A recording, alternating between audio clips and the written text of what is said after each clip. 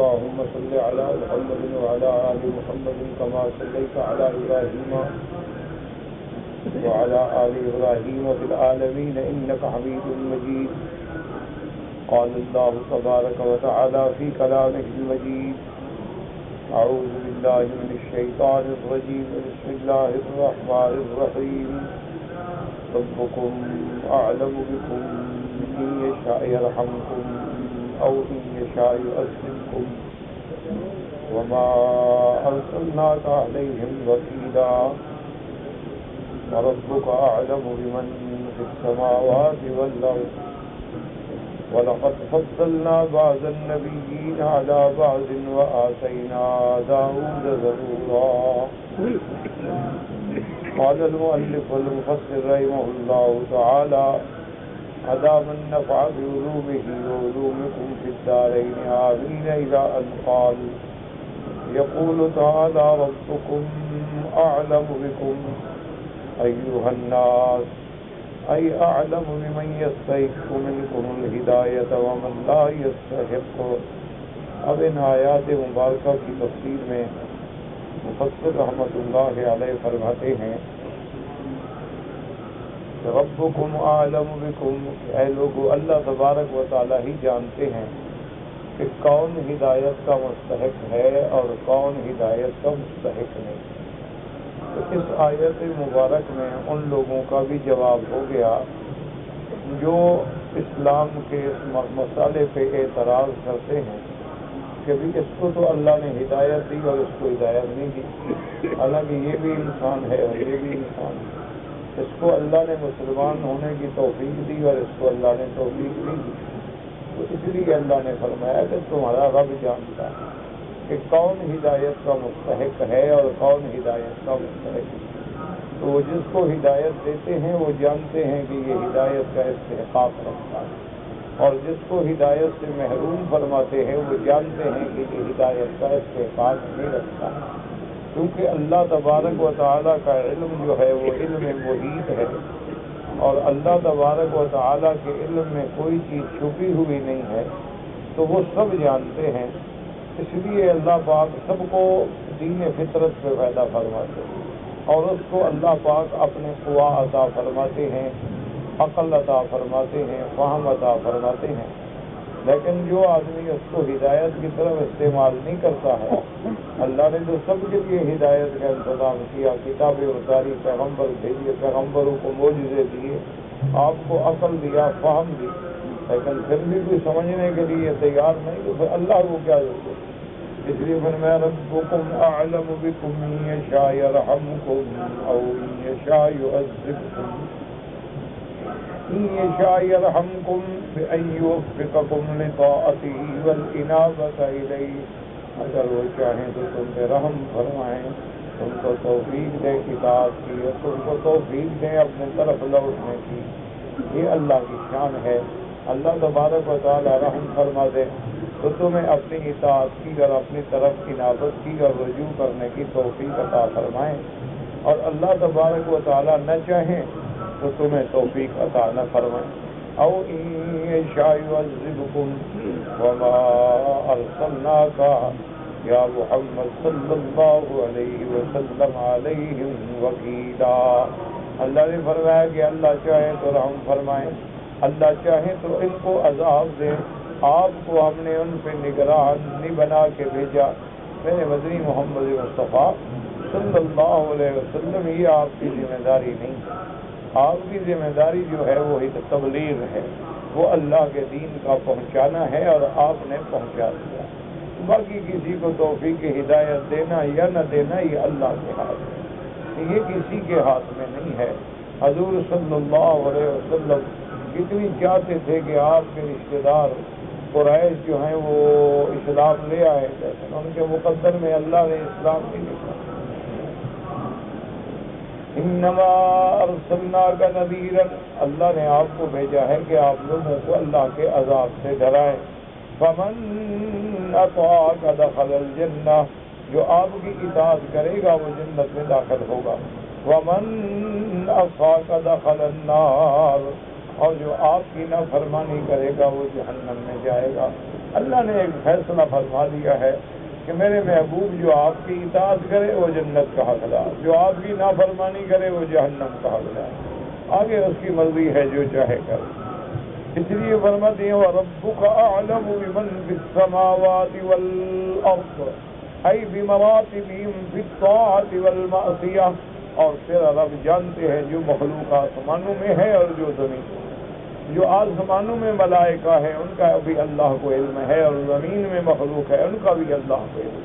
جو جس مقام اور مرتبے کا حقدار ہے اللہ نے اس کو وہی مرتبہ دیا۔ اب ملائکہ میں سب سے افضل جو ہے وہ 4 فرشتے ہیں، اور ان میں سے افضل جو ہیں وہ جبریل علیہ السلام۔ اسی طرح اللہ نے انبیاء میں رسولوں کو افضل بنایا، اور رسولوں میں اولو العزم من الرسل کو افضل بنایا، اور تمام رسول اور انبیاء کا سردار حضرت محمد رسول اللہ صلی اللہ علیہ وسلم کو بنایا۔ تو اللہ جانتے ہیں کہ کون کس مقام کا مستحق۔ وَلَقَدْ فَضَّلْنَا بَعْضَ النَّبِيِّينَ عَلَى بَعْضٍ، اللہ نے بعض کو بعض سے فضیلت دی۔ وَكَمَا قَالَ تَعَالَى تِلْكَ الرُّسُلُ فَضَّلْنَا بَعْضَهُمْ عَلَى بَعْضٍ، اللہ نے فرمایا کہ ہم نے رسولوں کو بھی فضیلت دی ہے ایک دوسرے سے افضل۔ منہم من کلم اللہ ورفع بعضهم درجات، ان میں سے اللہ نے جیسے حضرت موسیٰ علیہ السلام کو شرف کلام بخشا کہ بغیر کسی فرشتے کے، بغیر کسی واسطے کے اللہ نے ان سے براہ راست کلام فرمایا، اسی طرح اللہ نے اور بھی انبیاء کے درجات بلند فرمائے۔ وَهَذَا لَا يُنَافِي مَا ثَبَتَ فِي الصَّحِيحَيْنِ أن رسول الله صلى الله عليه وسلم قال لا تفضلوا بين الأنبياء فإن المراد من ذلك هو التفضيل بمجرد التشريع والأصلية لا بمقتضى الدليل، فإذا دل الدليل على شيء وجب اتباعه۔ اب مفسر رحمۃ اللہ علیہ فرماتے ہیں کہ صحیحین کی ایک حدیث مبارک ہے جس میں حضور نے فرمایا کہ انبیاء کو ایک دوسرے پہ فضیلت نہ دو، تو قرآن کہتا ہے ہم نے فضیلت دی ہے، تو یہ تعارض نہیں، معنی یہ ہے کہ تم اپنی ضد میں آ کے کسی کو فضیلت نہ دو، کہ جیسے یہودی جو ہیں وہ حضرت موسیٰ علیہ السلام کو حضور سے بھی افضل بتائیں، یا نصرانی جو ہیں وہ حضرت عیسیٰ علیہ السلام کو حضور سے بھی افضل بتائیں، یہ غلط بات۔ ہاں جو دلائل کے ساتھ جن کو اللہ نے فضیلت دی ہے ان کی فضیلت کا اقرار کرنا اور ان کی فضیلت کا اعتراف کرنا جو ہے وہ اس حدیث کے مخالف نہیں۔ اس لیے فرماتے ہیں وَلَا خِلَافَ أَنَّ الرُّسُلَ أَفْضَلُ مِنْ بَقِيَّةِ الْأَنْبِيَاءِ، جیسے مفسر فرماتے ہیں کہ اب اس میں کوئی شبہ نہیں کہ جتنے رسول ہیں وہ انبیاء سے افضل ہیں، کیونکہ رسول جو ہے وہ صاحب کتاب ہے، صاحب شریعت ہے، اور انبیاء نبی جو ہیں وہ صاحب شریعت نہیں ہوتے بلکہ سابقہ شریعت کے تابع ہوتے ہیں، اس میں کوئی شبہ نہیں کہ رسول افضل ہے۔ وَأَنَّ أُولُو الْعَزْمِ مِنْهُمْ أَفْضَلُ، اور اولو العزم جو ہیں وہ تمام رسولوں سے افضل ہیں۔ فَهُمُ الْخَمْسَةُ الْمَذْكُورُونَ نَصًّا فِي آيَتَيْنِ مِنَ الْقُرْآنِ، اور ان 5 کا ذکر اللہ نے باقاعدہ قرآن میں نام لے کے کیا ہے۔ فرمایا وَإِذْ أَخَذْنَا مِنَ النَّبِيِّينَ مِيثَاقَهُمْ وَمِنْكَ وَمِن نُوحٍ وَإِبْرَاهِيمَ وَمُوسَىٰ وَعِيسَىٰ ابْنَ مَرْيَمَ، اللہ نے ذکر فرمایا کہ حضور صلی اللہ علیہ وسلم حضرت نوح، حضرت ابراہیم، حضرت موسیٰ، حضرت عیسیٰ علیہم الصلوات والتسلیم یہ اولو العزم من الرسل۔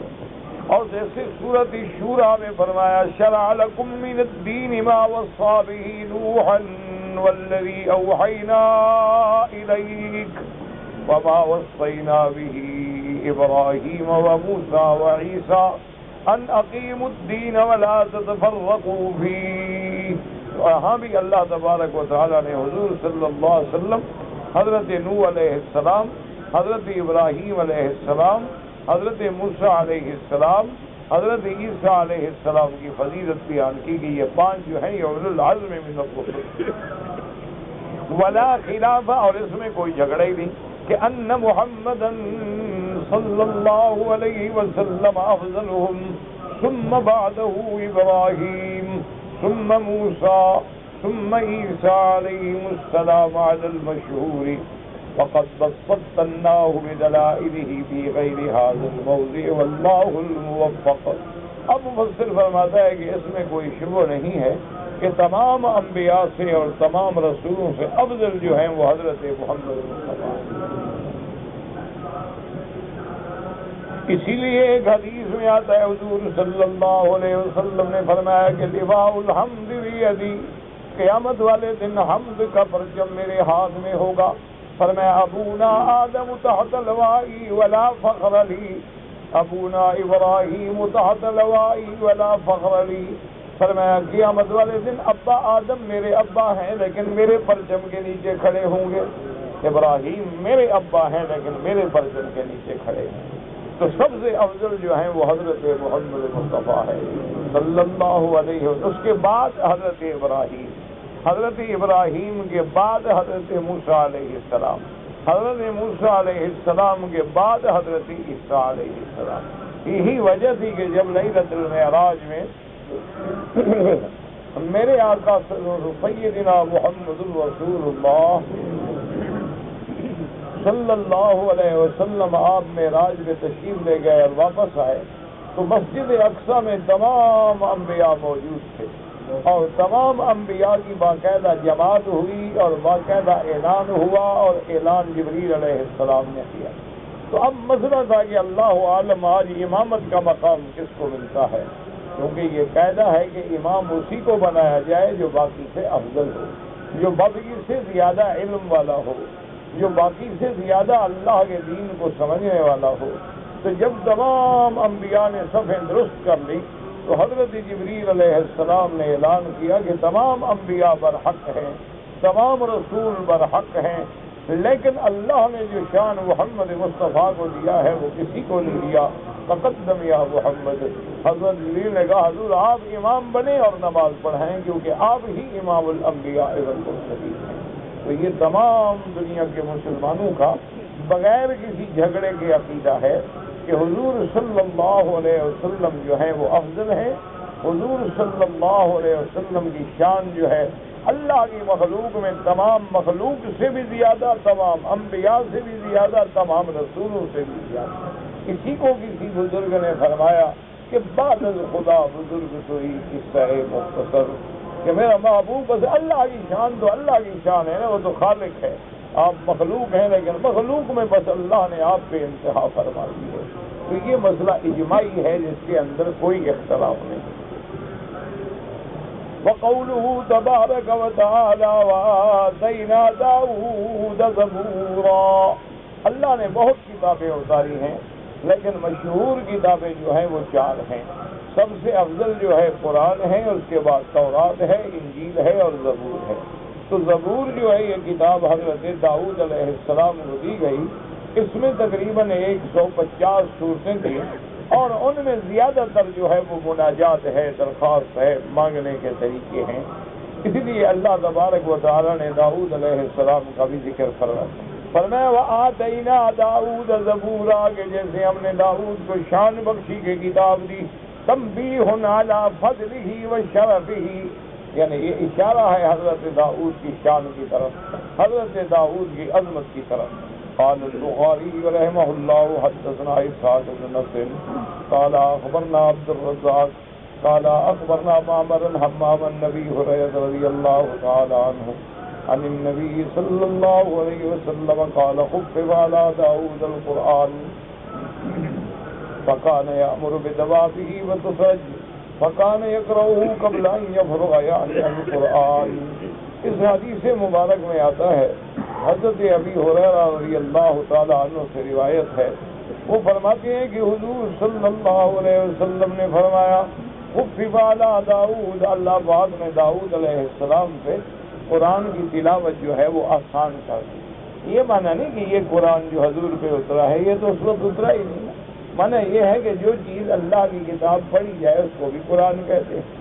تو زبور جو ہے وہ بھی اللہ کی کتاب ہے اور پڑھی جاتی ہے، لہذا اس پر بھی اطلاق۔ تو اللہ نے ان کے لیے اتنا آسان فرما دیا تھا کہ آپ حکم دیتے کہ میری سواریوں پہ زین رکھو اور تیار کرو، اتنی دیر میں آپ کتاب ختم فرما دیتے۔ تو یہ اللہ تبارک و تعالیٰ کی شان ہے۔ آج بھی اللہ کے جو بندے ہیں جن کی زبان پہ اللہ نے آسان فرما دیا ہے، ایسے لوگ اب بھی موجود ہیں جو ایک رات میں قرآن پڑھ لیتے، ایک رات میں اللہ کے قرآن کا ختم فرما لیتے ہیں، اور سینکڑوں ہیں، ایک دو کی بات بھی نہیں، باقاعدہ شبینے ہوتی ہیں، 10 پارے تو یہ عام بات، اور عشاء سے لے کر ساری تک پورا قرآن ختم ہو جاتا۔ تو یہ اللہ تبارک و تعالیٰ کی شان ہے جس کے لیے اللہ آسان فرماتا۔ فرمایا قل ادعوا الذین زعمتم من دونه فلا يملكون كشف الضر عنكم ولا تحویلا اولئک الذین يدعون يبتغون الى ربهم الوسیلة ایہم اقرب ويرجون رحمته ويخافون عذابه ان عذاب ربک کان محذورا۔ اللہ نے فرمایا میرے مدنی، میرے محبوب صلی اللہ علیہ وسلم، آپ ان لوگوں کو کہہ دیں قل ادعوا الذین زعمتم من دونہ، کہ جن کو تم نے اللہ کے سوا حاجت روا بنا رکھا ہے، جن کو اللہ کے سوا تم نے مشکل کشا بنایا ہے، جن کو اللہ کے سوا تم پکارتے ہو، جن کو اللہ کے سوا تم ندا کرتے ہو، استغاثہ کرتے ہو، ان کی منتیں مانتے ہو، اللہ نے فرمایا میرا مدنی ان کو بتلا دو، فلا یملکون کشف الضر عنکم ولا تحویلا، یہ جن کو تم پکارتے ہو وہ تم سے مصیبت کو نہ ٹال سکتے ہیں نہ پھیر سکتے، کہ مصیبت کو ختم کر دیں، اچھا بالکل یا ختم نہ کریں جو تھوڑا سا تو پھیر دیں، ان کے تو اختیار میں اتنا بھی نہیں ہے تم ان کو پکارو نہ۔ اب کیا معنی ہوتا ہے کہ جو لوگ اللہ کے سوا چاہے ملائکہ کو پکاریں، اللہ کے سوا انبیاء کو پکاریں، اللہ کے سوا اولیاء کو پکاریں، تو اللہ نے فرمایا ان کے ہاتھ میں تو نہیں، وہ تو خود مجھ کو پکارنے والے ہیں، وہ تو خود مجھ سے مانگنے والے ہیں۔ اولئک الذین یبتغون، جن کو تم پکارتے ہو، یبتغون الی ربہم الوسیلہ، وہ تو خود وسیلہ ڈھونڈ رہے ہیں کہ ہم خدا کے قریب کیسے جائیں۔ وسیلے کا معنی ہوتا ہے سبب، یہ معنی نہیں ہوتا جو تم وسیلے پکڑتے ہو، یعنی وہ تو خود ان اسباب کے پیچھے ہیں کہ کون سا سبب ہو جو ہمیں اللہ کے قریب کر دے۔ وہ تو اللہ کی رحمت کے امیدوار ہیں اور اللہ کے عذاب سے خود ڈرنے والے، تو جو اپنی بچت کے لیے خود ذریعے ڈھونڈ رہے ہیں وہ تمہیں کہاں سے چھڑائیں گے؟ وہ تو اللہ کے عذاب سے ڈر رہے ہیں، اللہ کی رحمت ان پہ امید لگا پہ بیٹھے۔ اور آگے فرمایا ان عذاب ربک کان محذورا، اور میرا مدنی تیرے عذاب کا رب ہے ہی ایسا کہ اس سے ڈرا جائے۔ تو اس سے معلوم یہ ہوا کہ اللہ کے سوا کسی غیر کو پکارنا جو ہے وہ شرک ہے، چاہے وہ بتوں کو پکارا جائے، چاہے وہ جنات کو پکارا جائے یا اولیاء کو پکارا جائے، اللہ کے سوا غیر کو پکارنا شرک ہے اور شرک اکبر ہے۔ اللہ کے سوا کسی غیر کو نفع نقصان کا مالک سمجھنا شرک اکبر ہے۔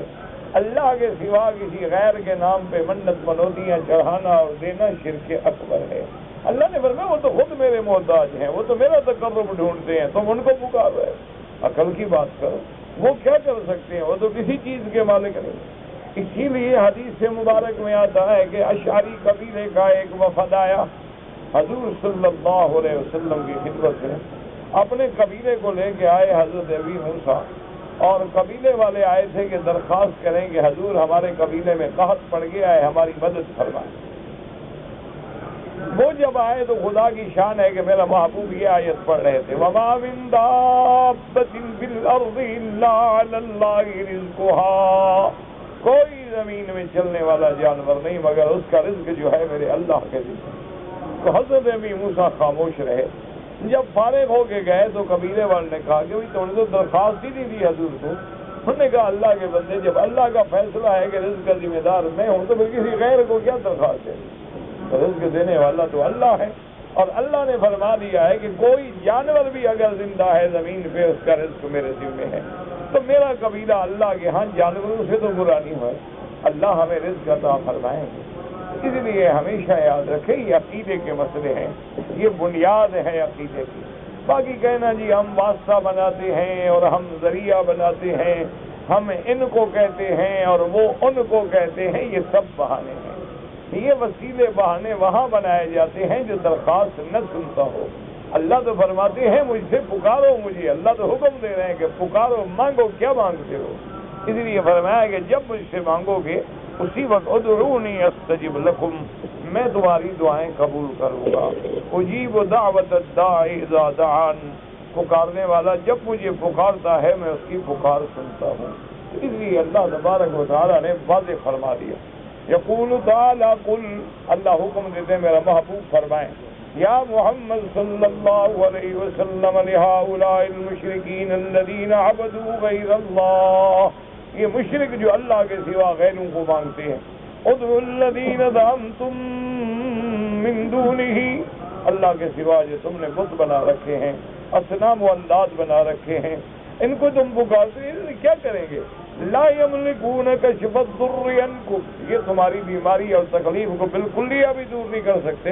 چلو بالکلیہ نہ دور کریں، تھوڑا موڑ دیں، تھوڑی مہلت مل جائے، اللہ فرمائے یہ تو وہ بھی نہیں کر سکتے۔ لا یملکون کشف الضر عنکم ولا تحویلا بأن يحولوه إلى غيركم، والمعنى أن الذي يقدر على ذلك هو الله وحده لا شريك له الذي له الخلق والأمر، تو دکھ سے بچانے والا، بیماریوں سے چھڑانے والا، پریشانیوں میں کام آنے والی ذات جو ہے صرف اسی کی ذات ہے جو وحدہ لا شریک ہے، ساری مخلوق بھی اسی کی ہے اور حکم بھی اسی کا ہے۔ قال لو فی ان ابن عباس فی قولہ، حضرت ابن عباس اس آیت میں ترجمہ فرماتے ہیں، قل ادعوا الذین زعمتم كان أهل الشرك يقولون نعبد الملائكة والمسيح وعزيرا وهم الذين يدعون يعني الملائكة والمسيح وعزيرا۔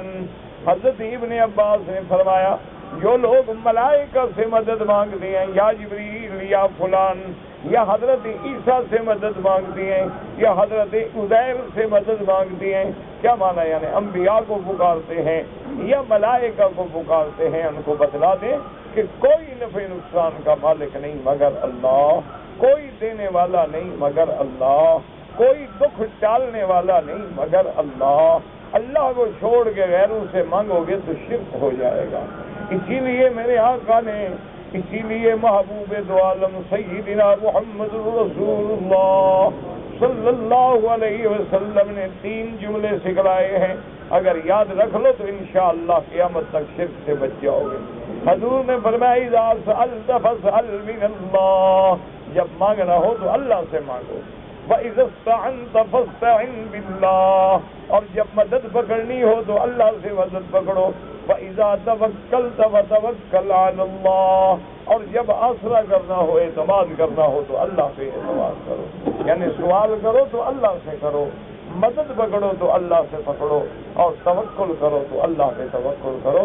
یہ سبق پڑھایا محمد رسول اللہ نے صلی اللہ علیہ وعلا آلہ واصحابہ وسلم تسلیما۔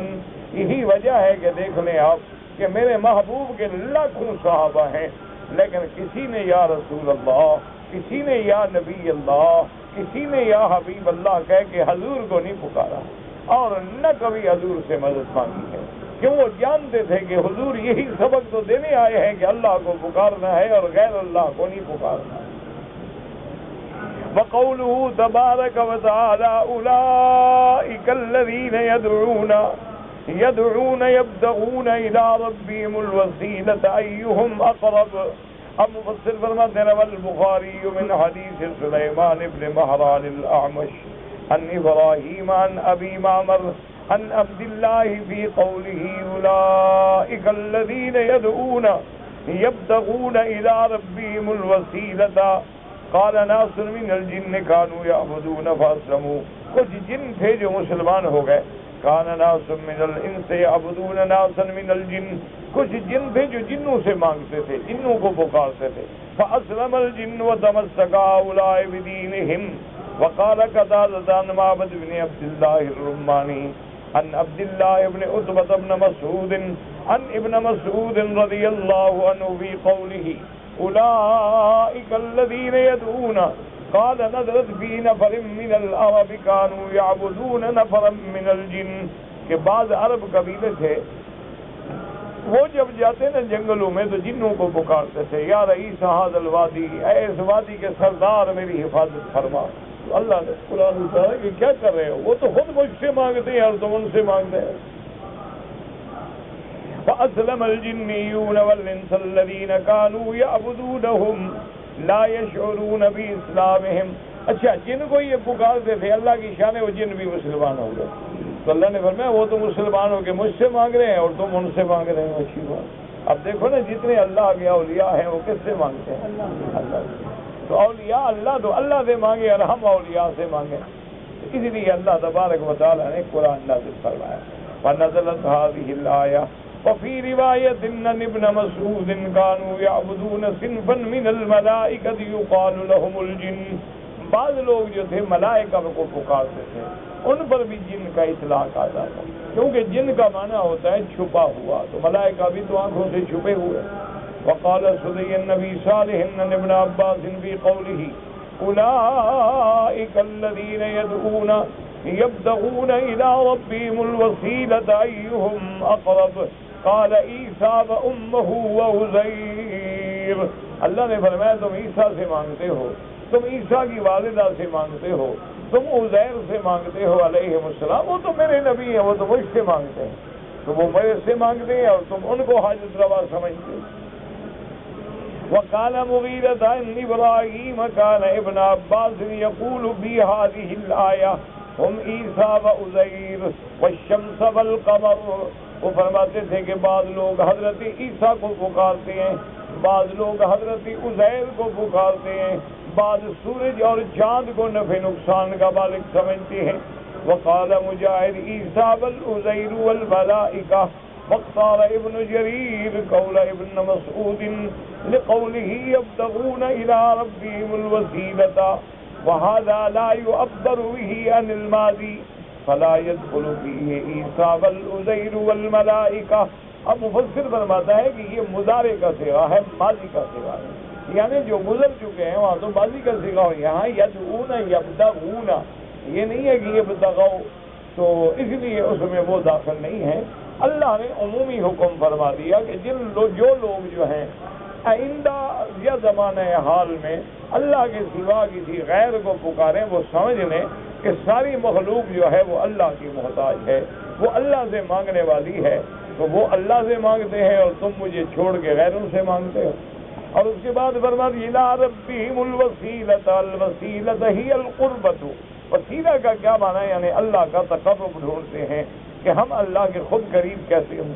کما قال قتادہ ولہذا قال ایہم اقرب. وقوله ويرجون رحمته ويخافون عذابه لا تتم العبادة إلا بالخوف والرجاء وبالخوف ينكف عن المناهي وبالرجاء يكثر من الطاعات. وہ تو رب کی رحمت پہ امید رکھتے ہیں اور رب کے عذاب سے ڈرتے ہیں. مفسر فرماتے ہیں جب تک یہ اللہ کی رحمت پہ امید اور اللہ کے عذاب کا خوف نہ ہو تو دین مکمل ہی نہیں ہوتا. کیوں؟ جب اللہ کی رحمت پہ امید ہوگی تو آدمی زیادہ سے زیادہ عمل اچھے کرے گا. جب اللہ کے عذاب سے ڈر ہوگا تو آدمی گناہوں سے بچے گا. کیونکہ ایمان جو ہے بین الخوف والرجاء, کہ آدمی کو اللہ کی رحمت پہ امید بھی ہو اور اللہ کے عذاب سے ڈر بھی ہو. اسی لیے فرماتے ہیں ان عذاب ربک کان محذورا ای ینبغی ان یحذر منہ ویخاف من وقوعہ وحصولہ عیاذا باللہ منہ. اللہ نے فرمایا میرا محبوب اور لائق بھی یہی بات ہے کہ اللہ کے عذاب سے ڈرو, کیونکہ اللہ کا عذاب جو ہے وہ بڑا سخت ہے. اللہ ہمیں بھی اور آپ کو بھی اپنے عذاب سے بچائیں. دعا کریں اللہ عالم اسلام سے عذاب رفع کر دے اور اللہ تبارک و تعالیٰ اپنی رحمتیں نازل فرمائے.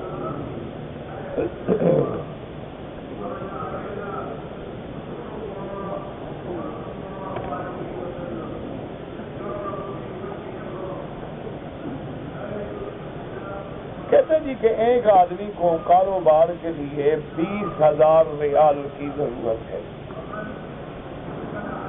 جس آدمی سے 20,000 ریال وہ مانگ رہا ہے وہ کہتا ہے کہ مجھے پاکستان کے آنے جانے کی ٹکٹ دے دو. بالکل حرام ہے, یہی تو سود ہے. اور سود کیا ہوتا ہے؟ یہی تو سود ہے نا کہ میں 20,000 روپیہ آپ سے لوں اور ادا 22,000 کروں. اسی کا نام سود ہے. یہ جو اوپر پیسہ لیا جائے گا خالص حرام ہے، اور سود کا کاروبار ایک ایسی عذاب ہے، حضور نے فرمایا کہ لینے والے پر، دینے والے پر، لکھنے والے پر، گواہی دینے والے پر بھی اللہ کی لعنت ہے۔ یعنی آپ انداز کریں کہ صرف لینا دینا نہیں، ایک آدمی لے رہا ہے، ایک دے رہا ہے، ایک صرف دلا رہا ہے، ایک گواہی دلا رہا ہے، ایک سفارش کر رہا ہے، سب پہ اللہ کی لعنت ہے۔ یہ سود اتنا بڑا عذاب ہے۔ اور ہمارے ائمہ اور بزرگان امت جو تھے، ایک تاریخ میں واقع آتا ہے کہ حضرت امام ابو حنیفہ رحمت اللہ علیہ نے ایک آدمی کو پاس تشریف لے گئے، گرمی کا زمانہ تھا، عین دوپہر تھی اور لو چل رہی تھی اور زمین آگ کی طرح چل رہی تھی۔ تو حضرت امام ابو حنیفہ رحمت اللہ علیہ نے اس کے دروازے کی کنڈی کھٹکھٹائی اور سر اس کے گھر سے تھوڑا دور ہو کے کھڑے ہو۔ وہ گھر والا بندہ جو ہے وہ جلدی سے نکلا باہر، جب آیا دیکھا کہ امام صاحب کھڑے ہیں، دوڑا بیچارہ آیا، ملا، اس نے کہا حضرت آپ دھوپ میں کھڑے ہیں، مکان کے سائے کے نیچے تو کھڑے ہو جاتے۔ آپ نے فرمایا میں نے تم سے قرضہ لینا ہے اور تیری دیوار کے سائے سے فائدہ اٹھانا کہیں سود میں شامل نہ ہو جائے، قیامت میں اللہ مجھے پکڑے گا، کیونکہ میں نے قرضہ لینا ہے، پھر اس سے فائدہ کیسے حاصل کروں۔ اسی لیے علماء نے لکھا ہے کہ مثلاً ایک آدمی نے مجھ سے 10,000 ریال قرضہ لیا ہے، میں نے اس کو 10,000 ریال قرضہ دے دیا، اب میں سڑک پہ کھڑا تھا، وہ اپنے آپ کو پہنچا دوں، تو فقہاء نے لکھا ہے کہ اگر قرضہ لینے سے پہلے بھی وہ آپ کو پہنچایا کرتا تھا پھر تو بیٹھ جائے، اگر پہلے نہیں پہنچاتا تھا منا اب قرضے کے شرم سے پہنچا رہا ہے تو یہ سود میں شامل ہوتا ہے۔ اس لیے اندازہ کریں کہ کتنا احتیاط ہے اور اللہ سے معافی مانگے۔ اچھا، اور سود کے بارے میں آپ کو پتہ ہے کہ گناہ کیا ہے؟ بعض فقہاء نے لکھا ہے کہ سود کا جو ادنا درجہ ہے اپنی حقیقی والدہ سے 70 دفعہ زنا کرنے کے برابر ہے۔ اب آپ کی مرضی ہے، آپ جو چاہے کریں۔ آج کل تو کاروبار کیا، آج کل تو اللہ رحمت کرے کوئی ایسا دشمنوں نے جال بن لیا ہے کہ حضور پاک نے 1400 سال پہلے فرما دیا تھا کہ میری امت میں ایک وقت آئے گا جو لوگ سود نہیں کھاتے ان کے ناک میں بھی دھواں داخل ہو جائے گا، یعنی کسی نہ کسی طریقے سے دھواں جو ہے وہ اندر چلا ہی جائے گا۔ تو اللہ سے دعا مانگیں اللہ تبارک و تعالی ان فتنوں سے محفوظ رکھے۔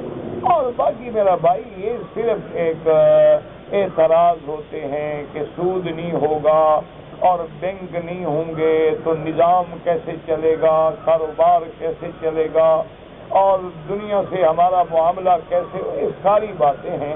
خیر القرون کے زمانے میں، صحابہ کے زمانے میں کوئی بینک نہیں، کوئی سود نہیں، انہوں نے کیسے ترقی کر لی کہ 80 لاکھ مربع میل اسلام کا جھنڈا گاڑ دیا۔ یہ باتیں ہوتی ہیں۔ وجہ کیا ہے کہ اس وقت قوت جو ہے وہ کافروں کے پاس ہے، میڈیا جو ہے وہ کافروں کے پاس ہے، پرنٹ میڈیا، الیکٹرانک میڈیا، سب پہ دشمن کا یہود کا کنٹرول ہے، اور وہ جس بات کو اڑانا چاہتے ہیں نا جی، وہ ایک پر کو کبا بنا دیں، کوے کو پر بنا دیں، گائے کو بھیڑ بنا دیں، بھیڑ کو گائے بنا دیں، جو مرضی آئے کر لیں، انسان ان کا جواب نہیں، توڑ نہیں، کیونکہ مسلمان تو کھانے پینے سے فارغ نہیں نا۔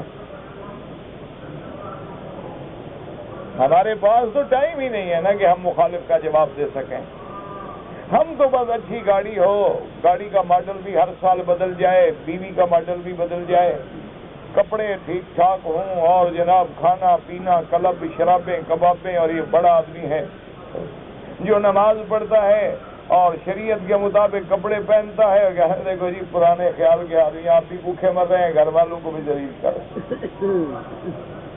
انا للہ و انا، ورنہ اسلام نے ہمارے پاس نظام ہے، مزاربہ ہے، مرابحہ ہے، مشارکہ ہے۔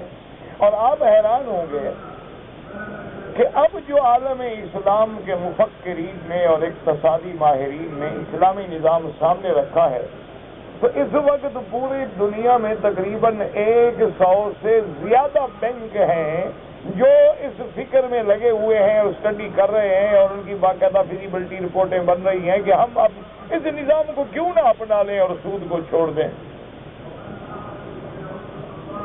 یعنی کافروں کے بینک یہ سوچ رہے ہیں اور مسلمانوں کے بینک سود پہ سود، سود پہ سود، کبھی ویزا کارڈ کے نام پہ، کبھی ایکسپریس کارڈ کے نام پہ، کبھی ماسٹر کارڈ کے نام پہ، کبھی پیٹرول کارڈ کے ذریعے، کبھی بل، سب سود کا ایک گیم ہے، ایک کھیل ہے. کبھی پرائز بانڈ کے نام سے، کبھی انعام کے نام سے، کبھی فائنانسنگ کار کے نام سے، سارا جوا ہے یا سود ہے. اور یہ ساری گیم جو ہے یہودیت کے پیچھے دماغ یہودی کا. باقی تمہاری مرضی ہے، تم نے پہلے کون سی مولویوں کی مان لی ہے کہ اب میری بات مان لو گے، لیکن ہماری ذمہ داری ہے کہ ہم آپ کو حق بات پہنچا دیں. باقی تمہاری، اب تو میرا بھائی ہم مجبور ہو گئے، حالات ایسے ہو گئے. میں نے تو کئی دفعہ کوشش کی ہے، میری تو خیر کوئی بات نہیں سنتا. آپ کو میں سے کوئی آدمی اگر کوئی صاحب قلم ہے یا طاقت رکھتا ہے تو کم از کم اپنے ملک میں، اسلامی ملکوں میں اپنے حکومتوں کو مشورہ دیں کہ حج کو تو سود سے بچائیں. مشورہ دیں، رائے دیں، اللہ آپ کو اجر دے گا، محنت کریں. لیکن اب آپ نے مثلا 1,30,000 حاجی حج پہ آئے گا. دعا کریں اللہ سب کو نصیب کرے اور اللہ سب کا حج آسان کرے اور اللہ سب کو امن، امان، سلامتی سے حج نصیب فرمائے. 1,30,000 آدمی کا اوسطاً داخلہ جو ہے 90,000 رکھ لیں.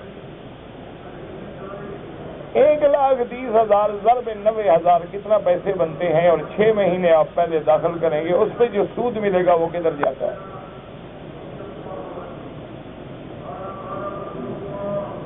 اس معاملے کو آپ حل کریں. ہم تو ملا لوگ ہیں نا، ان پڑھ لوگ، ہم نے تو پرائمری نہیں پڑھی، ہم کیا بتا سکتے ہیں اب. اچھا، اب دوسری بات دیکھیں کہ میرے حاجی بیچارے اتنے سادے سادے ہیں، اللہ سب کا حج قبول کرے. ہم تو دعا کرتے ہیں، ابھی تم ہمارے لیے دعا کیے کرو. ہر بینک والا ان کو ایک ڈبہ دے دیتا ہے زمزم پینے کے لیے، اوپر بینک کا نام لکھ دیتا ہے MCB UB فلاں فلاں ڈمکا. وہ جو ڈبے خریدے ہیں بینک نے حلال کے پیسے سے خریدے. بینک کے پاس بھی حلال کے پیسے ہیں. اچھا، تمہیں جو وہ دیے ہیں، تم نے گلے میں ایک سودی ادارے کا اشتہار لٹکایا ہوا ہے. جب ڈبہ حرام ہے، زمزم پی ہوگے تو زمزم کیسے حلال ہو گیا؟ اس پہ غور کریں اور اپنے ذمہ دار لوگوں کو کہیں کہ ایسی باتوں کا احتراز کریں. نہ دیں حاجی کو، حاجی کا حج کیوں خراب کرتے ہو؟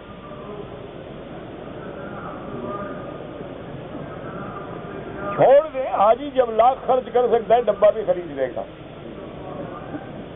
اس کو ایک چیز مفت مل رہی ہوتی ہے اور مفت کی چیز تو نہ مولوی چھوڑتا ہے نہ قاضی چھوڑتا ہے، تو حاجی کیسے چھوڑے؟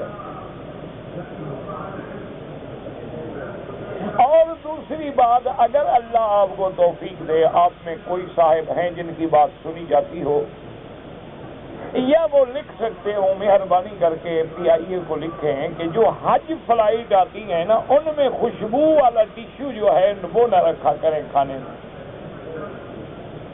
اور حمامات میں جو آفٹر شیو لوشن ہے اور یہ خوشبو والی چیزیں نہ رکھیں، کیونکہ حاجی نے فوراً ہاتھ صاف کرنا ہے، اس کو تو دم پڑ گئی 300 ریال کی. وہ تو احرام میں بیٹھا ہوا ہے. اور ٹشو جو ہے وہ پرفیومڈ ہے، اس میں خوشبو ہے.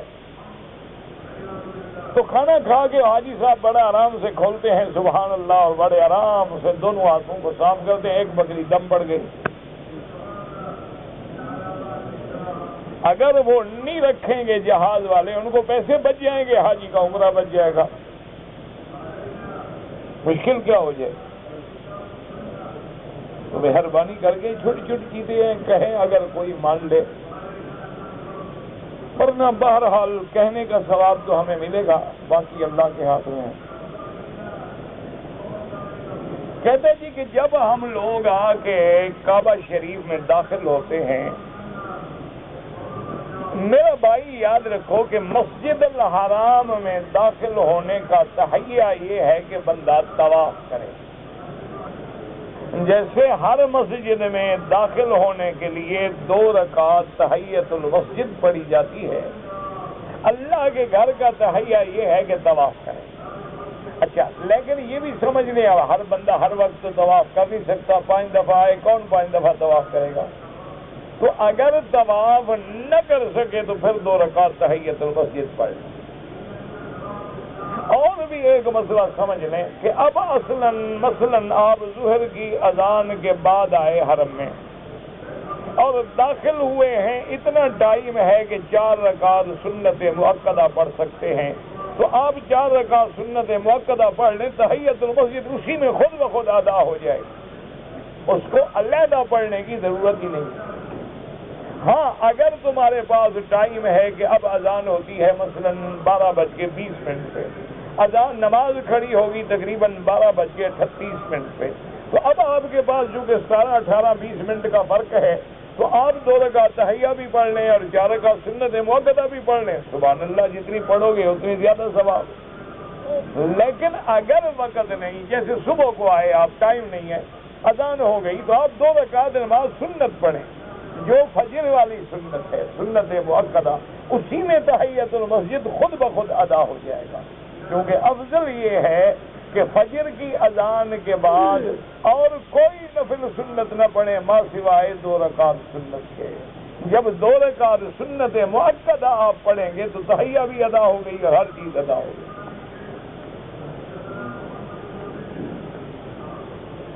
کہتے ہیں جی کہ خانہ کعبہ میں بیٹھ کر کعبے کی زیارت افضل ہے یا قرآن پڑھنا افضل ہے؟ قرآن افضل ہے، اس میں کوئی شک نہیں. لیکن نفلی عبادتوں میں کعبے کا طواف افضل ہے، کیونکہ آپ قرآن اپنے ملک میں بھی پڑھ سکتے ہیں لیکن طواف کسی جگہ نہیں کر سکتے ما سوائے اللہ کے گھر میں. لہذا کوشش یہ کریں کہ اللہ جتنا ٹائم آپ کو مکے میں دے زیادہ سے زیادہ طواف کریں. کہتے جی کہ 8 ذی الحجہ کو جب کعبے کو غسل دیں گے، 15 ذی القعدہ کو بھی دیں گے انشاءاللہ، تو کون دے گا؟ ابھی دیں گے، آپ دیکھ لیں گے. بادشاہ کی نیابت گورنر کریں گے اور باقی تمام ذمہ داران آئیں گے. کہتے جی کہ میں ایک سرکاری ڈاکٹر ہوں، لیکن جب میں کسی لیبارٹری کو بلڈ اسکیننگ یعنی خون کے لیے بھیجتا ہوں، وہ دکاندار مجھے تحفہ دیتے ہیں یا کمیشن دیتے ہیں، بالکل حرام ہے. آپ سرکاری ڈاکٹر ہیں، یہ آپ کی ڈیوٹی ہے. ڈیوٹی کے دوران میں آپ کو جو کچھ بھی ملے گا وہ حرام ہے. یعنی یہ مانے نہیں کہ اس 8 گھنٹے میں نہ ملے، یعنی اس 8 گھنٹے میں جو کام کیا ہے چاہے آپ مہینے کے بعد لے ہیں وہ حرام ہے. یہ تو صحیح حدیث میں ہے کہ حضور نے ایک صحابی کو بھیجا زکوٰۃ کا مال وصول کرنے کے لیے. جب وہ واپس آیا تو اس نے کہا کہ یا رسول اللہ ھذا لبیت المال وھذا لی، کہ یہ جو جتنے جانور ہیں حضور یہ تو ہیں زکوٰۃ کے، اور یہ چند جانور جو ہیں ان لوگوں نے مجھے ہدیہ دیا تھا. تو حدیث میں آتا ہے غضب رسول اللہ، حضور اتنے جلال میں آ گئے، فرمایا حل جلست بیت ابی کا، تم باپ کے گھر میں جب بیٹھے تھے پھر بھی کبھی تمہیں ہدیہ ملا تھا؟ انہوں نے کہا نہیں آتے. میں تو تم کام کرنے گئے تھے، اسی وجہ سے لوگوں نے ہدیہ دیا، یعنی حرام ہے، بالکل بیت المال میں داخل کر. اس لیے ملازم آدمی کو عہدے کے کام میں، اپنی ڈیوٹی کے کام میں جو ملتا ہے وہ کوئی تحفہ شفا نہیں، وہ کوئی کمیشن نہیں، وہ خالص رشوت ہے اور حرام ہے.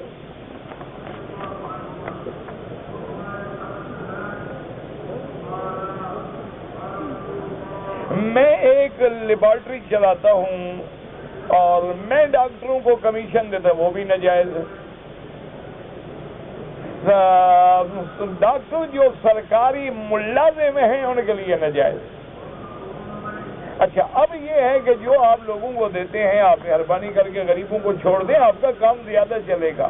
آپ اللہ پہ بھروسہ کریں، آپ جتنا ڈاکٹروں کو دیتے ہیں نا اتنا غریب کو چھوڑ دیں، آپ کا ریٹ کم ہو جائے گا، ساری لیبارٹریاں انشاءاللہ فیل ہو جائیں گی، آپ کا کام زیادہ چلے گا. آپ تجربہ تو کریں.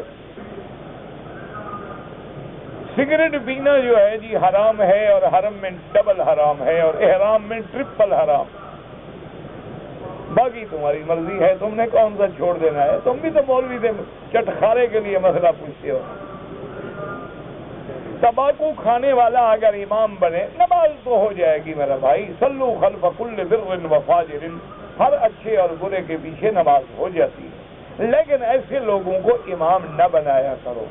فَلْيَؤُمُّكُمْ أَعْلَمُكُمْ بِكِتَابِ اللَّهِ، حضور نے فرمایا امام اس کو بناؤ جو کتاب اللہ کا عالم ہو۔ فَلْيَؤُمُّكُمْ أَقْرَؤُكُمْ بِكِتَابِ اللَّهِ، امام اس کو بناؤ جو قاری القرآن ہو اور قرآن صحیح پڑھنا جانتا ہو۔ اگر دونوں عالم ہیں، دونوں قاری ہیں، فَلْيَؤُمُّكُمْ أَكْبَرُكُمْ سِنًّا، امام اس کو بناؤ جس کی عمر زیادہ ہو۔ کہتے جی کہ میں جدہ میں رہتا ہوں، میں حج افراد کروں گا، بالکل جدہ مکہ والے حج افراد کریں، لیکن آپ کو احرام جو ہے وہ جدہ سے باندھنا چاہیے۔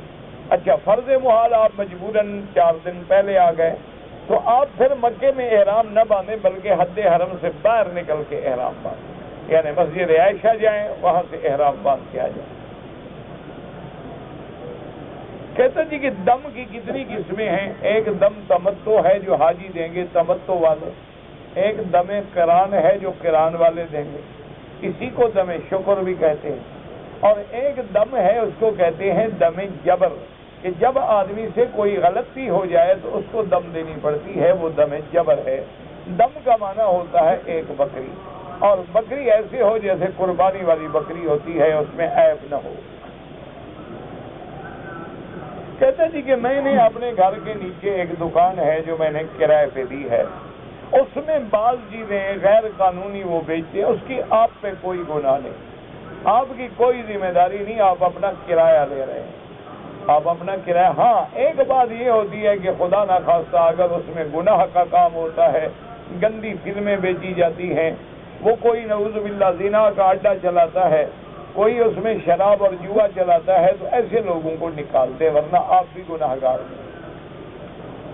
کہتے جی کہ پچھلے سال میری بیوی آئی تھی، اس نے بھی حج کیا، میں نے بھی حج کیا۔ ہمارا حج جو ہے شوال کے مہینے میں ہم نے عمرہ بھی کیا تھا، تو میری بیوی نے تو حج کی بکری رکھی تھی، میں نے نہیں رکھی۔ اگر آپ نے عمرہ کیا تھا میقات سے، یعنی مدینہ منورہ سے یا طائف سے، پھر تو آپ کو بکری ضرور دینی تھی، اب آپ کو 2 دینی پڑے گی، ایک وہ حج والی بکری، ایک جرمانے کی۔ اور اگر آپ نے یہی مسجد عائشہ وغیرہ سے عمرہ کیا تھا تو پھر تمتع نہیں بنتا، پھر کوئی جرمانہ نہیں۔ کہتے ہیں کہ جو لوگ عمرہ کر کے چلے گئے وہ حاجی نہیں، ہاں بالکل حاجی نہیں، جب حج پڑا ہی نہیں تو حاجی کیوں ہے؟ حاجی وہی ہوتا ہے جو حج پڑھے گا۔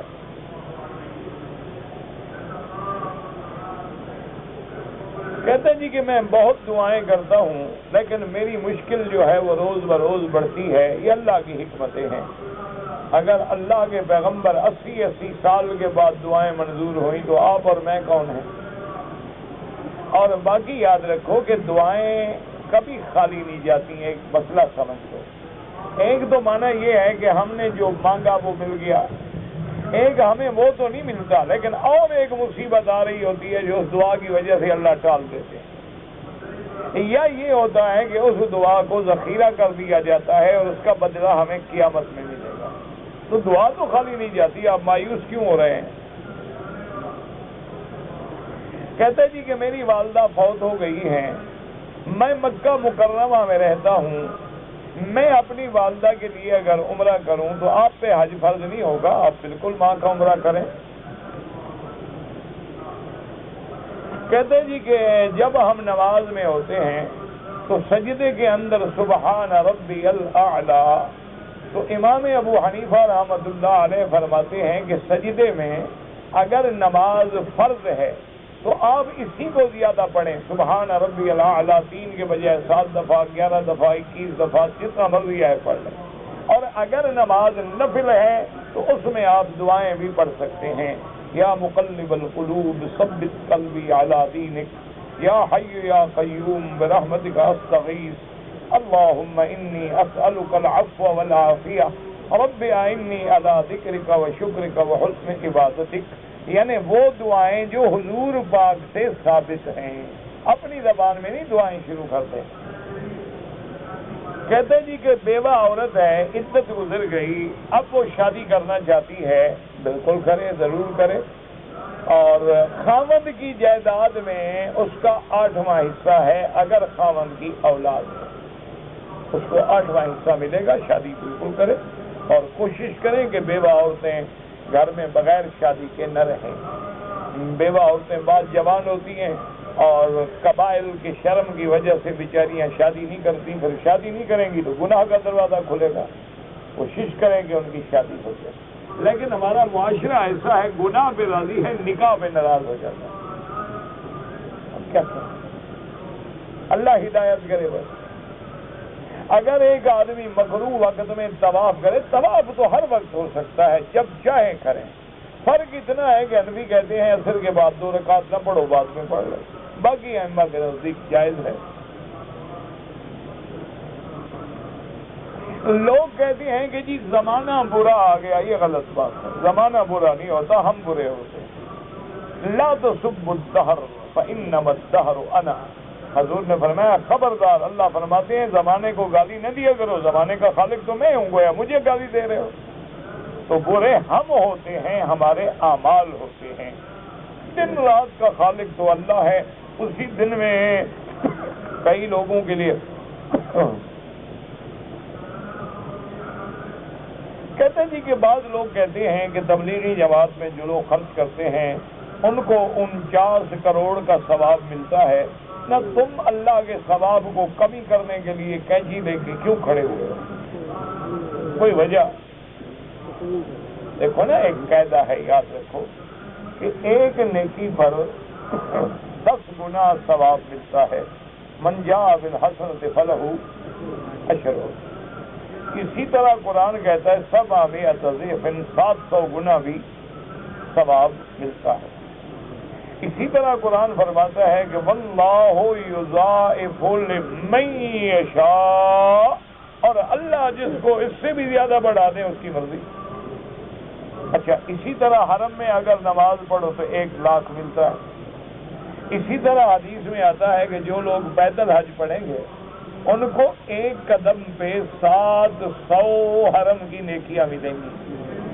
تو حرم کی ایک نیکی ہے 1 لاکھ. 1 لاکھ کو ضرب دو 700 سے کتنا بن جائے گا؟ تو اگر وہ بیچارے کہتے ہیں تاکہ لوگ دین کے لیے نکلیں تو تمہیں کیا تکلیف کیا ہے؟ مجھے یہ بتاؤ. انا للہ و انا الیہ راجعون. نہ اگر وہ تم کو یہ کہیں کہ بابا دین کی تبلیغ کرو تمہیں گناہ ہوگا تو پھر جاؤ گے.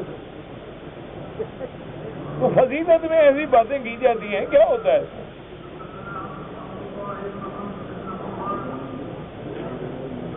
میں نے عمرہ پاکستان سے آیا، میں نے سوچا حج کروں گا. پہلے بھی حج کر چکا ہوں، اب میں اپنے والد کا حج کروں گا. ٹھیک ہے، اپنا حج کر چکے ہو، اب والد کے لیے حج بدل کرو. اللہ تمہیں بھی پورے حج کا ثواب دے گے. جو لوگ رمضان میں آئے ہیں ان کا حج مفرد ہے، ان کے لیے حج کی کوئی بکری نہیں. اپنی خوشی سے رکھنا چاہو تو رکھ لو، نہ رکھو تو کوئی ضروری نہیں، چاہے حج اپنا ہو یا والد کا ہو. طواف کرنے کے بعد جو ہم 2 رکعت پڑھتے ہیں وہ حنفی مسلک میں واجب الطواف ہے اور باقی ائمہ کے نزدیک سنت ہے. اگر حجاج کرام جو آئے ہوئے ہیں وہ حج سے پہلے عمرہ کرنا چاہیں کوئی منع نہیں، نفلی عبادت ہے، کرنا چاہیں سبحان اللہ، نہ کریں کوئی بات نہیں. کہتے جی کہ سفر میں اگر ہم جائیں تو جب آپ اپنے گھر کے حدود سے نکل جائیں تو اب نماز کا سر شروع ہو جائے.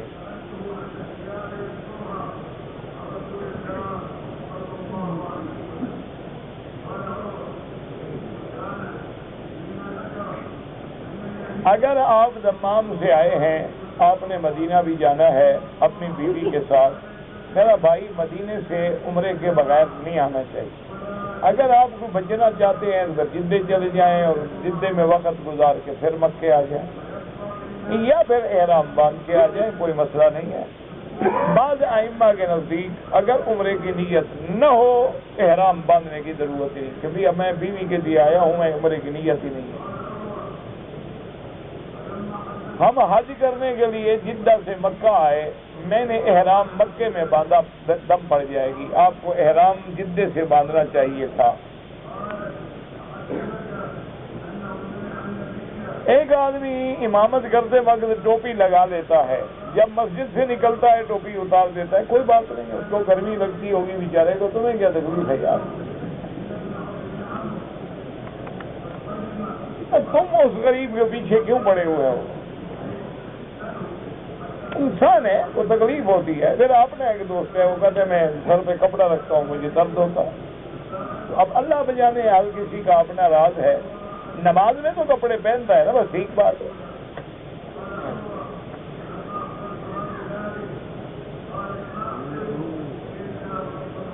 کہتے جی کہ میرے پاس 20 ایکڑ باغ ہے، تو باغ کا پھل آنے سے پہلے بیچ سکتا ہوں؟ نہیں بیچ سکتے، جب تک پھل ظاہر نہ ہو جائے بے کرنا حرام ہے، اس کا لینا بھی حرام، کھانا بھی حرام، تو اس لیے احتیاط کیا کریں۔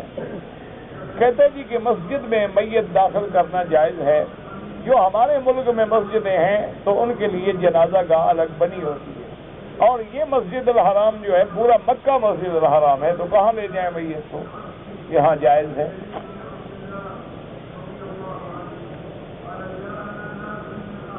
مدینے گئے تھے، عمرہ نہیں کیا، دم پڑ گئی۔ اسی طرح ریاض جاؤ، واپسی پہ بالکل احرام باندھو۔ آپ نے اگر حج تمتع کرنا ہے، حج کا احرام گھر سے باندھیں گے اور تمتع کی ایک بکری دیں گے، مینا میں آ کے پہلے کنکری مارے، کنکری کے بعد قربانی کریں، قربانی کے بعد سر پہ اس طرح پھروائیں، پھر غسل کریں، کپڑے پہنیں، طواف زیارت کریں۔ مسجد میں نماز عین ٹائم ہوتی ہے، گھر میں نماز نہ پڑھو، مسجد میں پڑھو، کیونکہ ایک حدیث مبارک میں ہے لا صلاۃ لجار المسجد الا فی المسجد، حضور نے فرمایا مسجد کے ہمسائے کی نماز مسجد کے بغیر نہیں ہوتی۔ اس لیے ایک ہے مجبوری کہ بھئی مسجد میں نماز ہو گئی، اب بیچارہ کیا کرے، اور آدمی ہے نہیں تو گھر میں چلا گیا، گھر کے بچوں کو اکٹھا کیا، اپنی جماعت کر لی، وہ جائز ہے۔ لیکن ایک ہے کہ عمدن گھر میں پڑھے اور مسجد میں نہ جائے تو ناجائز ہے۔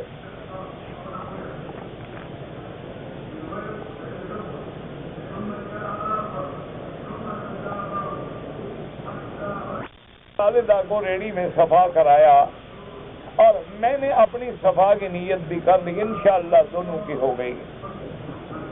50 طواف کی فضیلت آئی ہے بعض روایات میں کہ اگر کوئی آدمی 50 طواف کرے اللہ تبارک و تعالیٰ اس کے گناہ معاف فرما دیتے ہیں۔ تو یہ معنی نہیں ہوتا کہ ایک دن میں کرے، 2 دن میں کرے، 10 دن میں کرے، مہینے میں کرے، اللہ تبارک و تعالیٰ وہ فضیلت اس کو عطا فرما دیں گے۔ حنفی مسلک والے لوگ جو ہیں، کیونکہ یہاں حرم میں عصر کی نماز حنفی مسلک کے اعتبار سے جلدی پڑھائی جاتی ہے، لیکن حضرت رشید احمد گنگوہی رحمۃ اللہ علیہ کا فتویٰ ہے، جو حنفیوں میں بہت بڑے عالم گزرے ہیں اور بہت بڑے فقیہ گزرے ہیں، ان کا فرمان ہے کہ مسجد الحرام کی جماعت کو مقدم سمجھو، اپنا مسلک چھوڑ دو لیکن حرم کی جماعت نہ چھوڑو۔ میں بہت پریشان ہوں اور مقروض ہوں۔ اللہ کے بندے بات سنو کہ جب آدمی پریشان ہوتا ہے تو اس کی دعا منظور ہونے کا تو اللہ نے خود وعدہ فرمایا ہے کہ امن یجیب المضطر اذا دعاہ ویکشف السوء، تو تم بالکل دل لگا کے مانگو، معلوم ہوتا ہے ابھی مانگنے میں کوئی کمی ہے، ورنہ اس کے خزانے میں کمی بالکل۔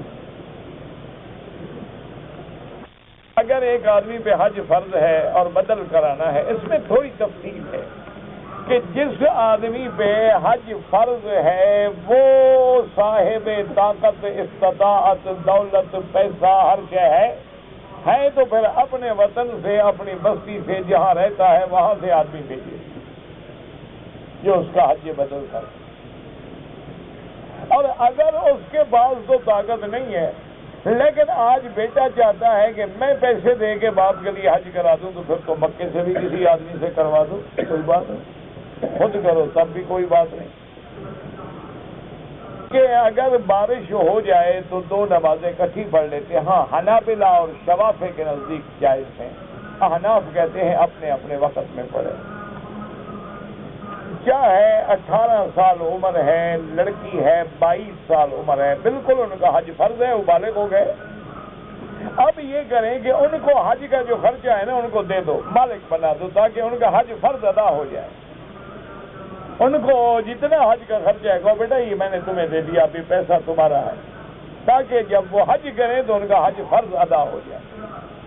عورت نے عمرہ شروع کرنے سے پہلے عمرے کے لیے آئیں، وہ ابھی وہ عمرہ شروع کرنے سے پہلے حیض آ گیا تو اس نے وہ احرام والا رومال بھی کھول دیا اور غسل کر کے پاک ہو کے اپنے خاوند سے ہم بستری کر لی، تب پڑ گئی. اب عمرہ ہی نہیں کیا ابھی تک تو ہم بستری کیسے کر لی؟ توبہ کرو، استغفار کرو اور تب بھی ادا کرو.